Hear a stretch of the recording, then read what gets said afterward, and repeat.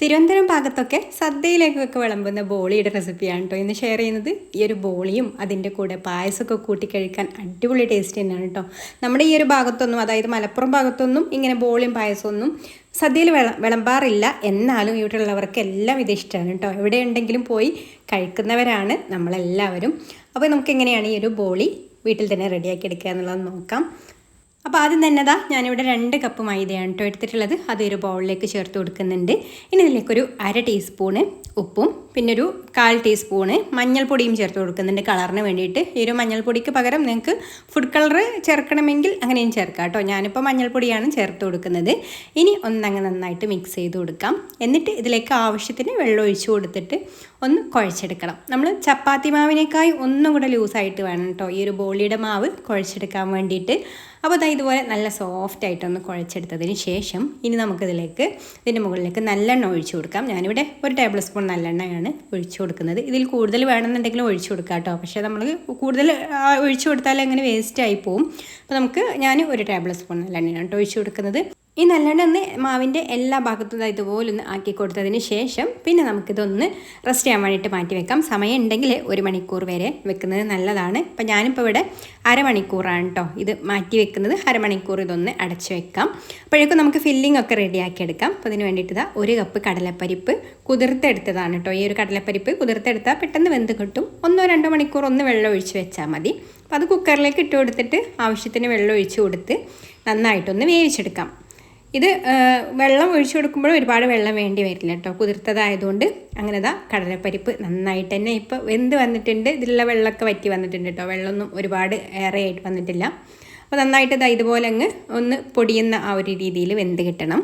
അപ്പോൾ ഇതുപോലെ അങ്ങ് വെന്ത് കഴിഞ്ഞാൽ പിന്നെ ഇത് ഞാനൊരു പാനിലേക്ക് മാറ്റുന്നുണ്ട് കേട്ടോ. ഒരു ഉരുളിയിലേക്ക് മാറ്റുക, അല്ലെങ്കിൽ നോൺ സ്റ്റിക്കിൻ്റെ ഏതെങ്കിലും പാത്രത്തിലേക്ക് മാറ്റിയാലും മതി.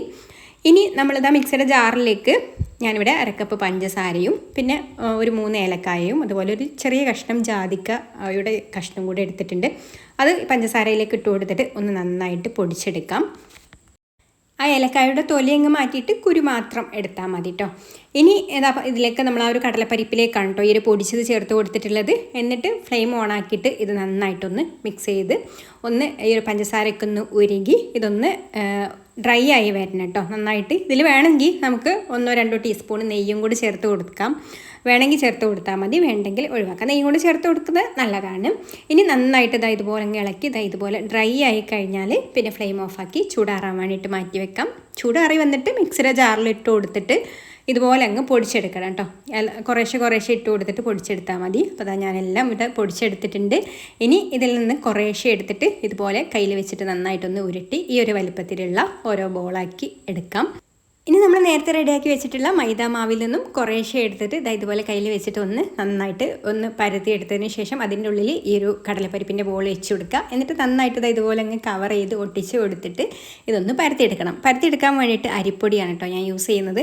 പലകയിൽ അരിപ്പൊടി ഇട്ട് കൊടുത്തിട്ട് ഇതുപോലെ അങ്ങ് എല്ലാതും പരത്തിയെടുക്കുക കേട്ടോ. ഒട്ടും തന്നെ പൊട്ടിയൊന്നും പോവാതെ നൈസായിട്ടൊന്നങ്ങ് പരത്തിയെടുക്കുക. എന്നിട്ട് നല്ല ചൂടായിട്ടുള്ള പാനിലേക്ക് വെച്ച് കൊടുക്കുക.